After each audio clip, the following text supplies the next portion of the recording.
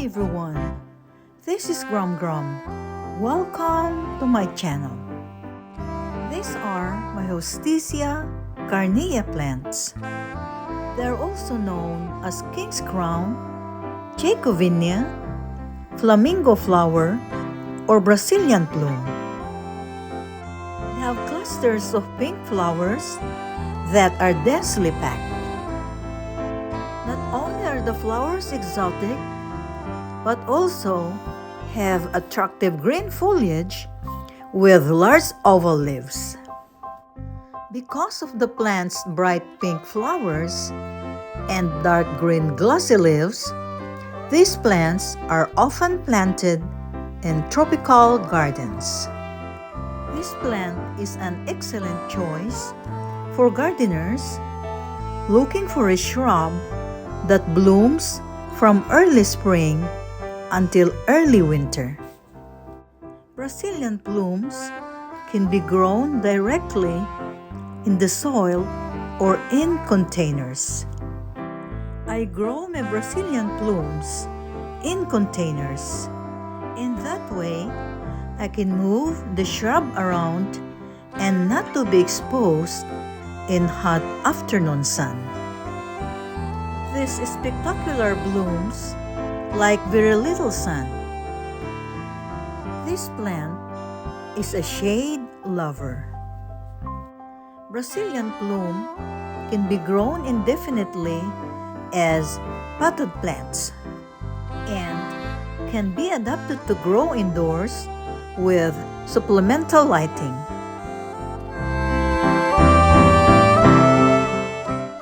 I prune the plant after flowering. In doing so, encourages the plant to create more stems. More stems produce more blooms.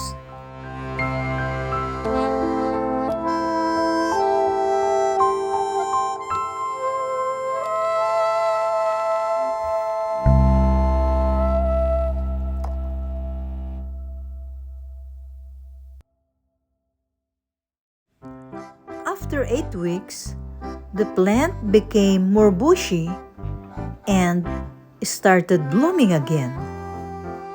Deadheading the plant after blooming sent out new leaves followed by more blooms.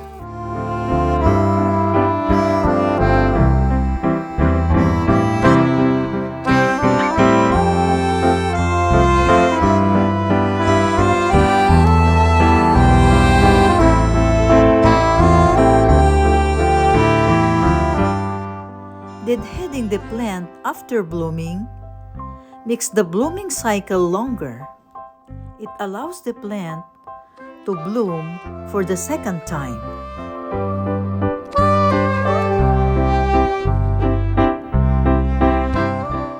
I don't throw away my stem cuttings.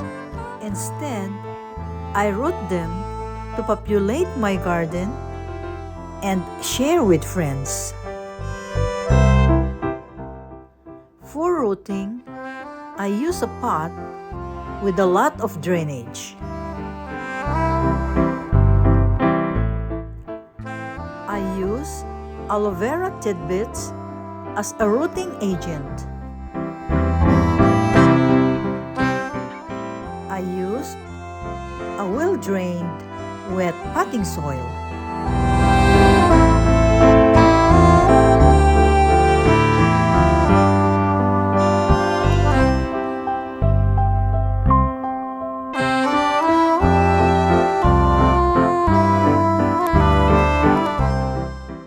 Using a stick, I made planting holes.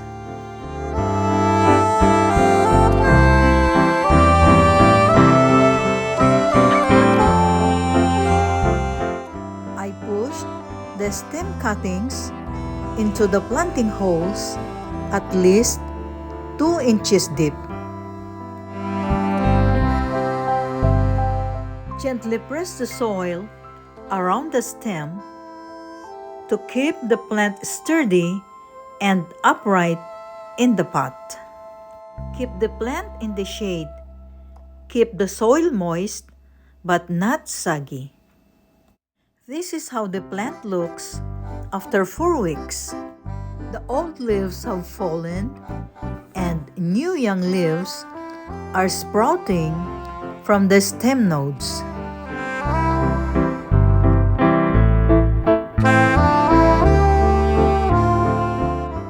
This is the plant after 10 weeks.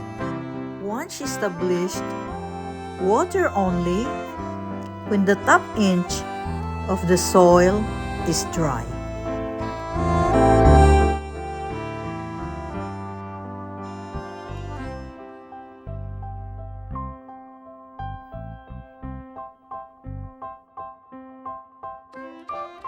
This plant is easy to grow with lots of reward for a little effort.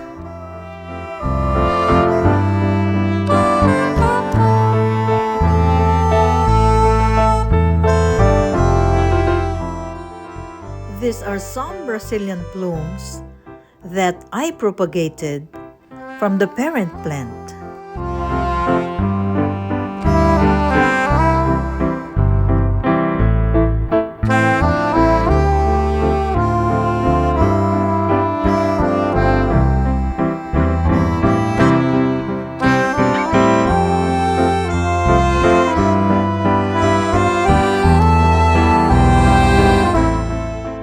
This Brazilian plume was exposed to a lot of sunlight.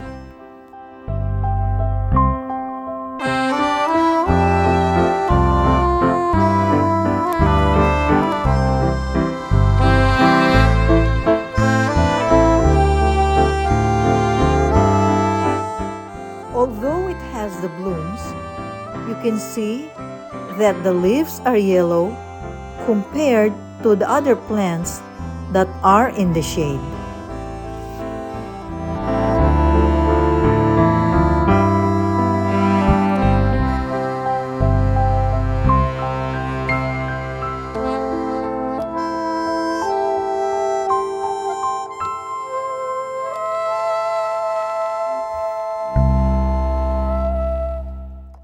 As soon as the blooms were gone, I pruned the plant. Then I kept back the plant in the shade. Now it is back to a green foliage. These blooms are born on a plant that likes almost no sun. It is a shade lover in warm climate. It is an evergreen shrub that keeps regenerating growth and more blooms.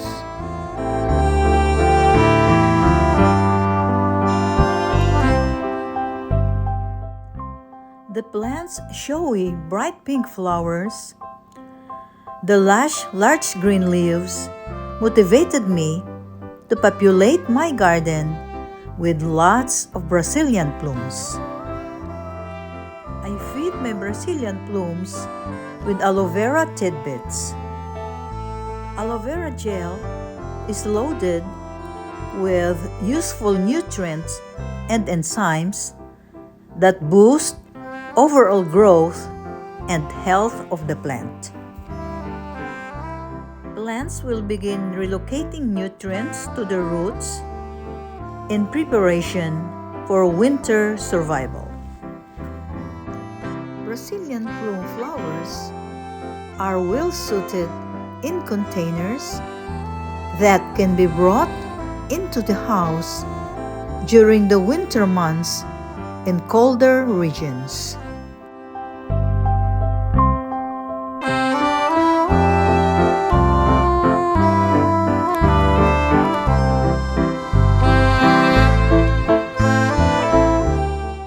Because of this plant's green beautiful foliage with vibrant colored flowers and long-cycled blooms, Brazilian plume gives justice to a tropical vibes in the garden.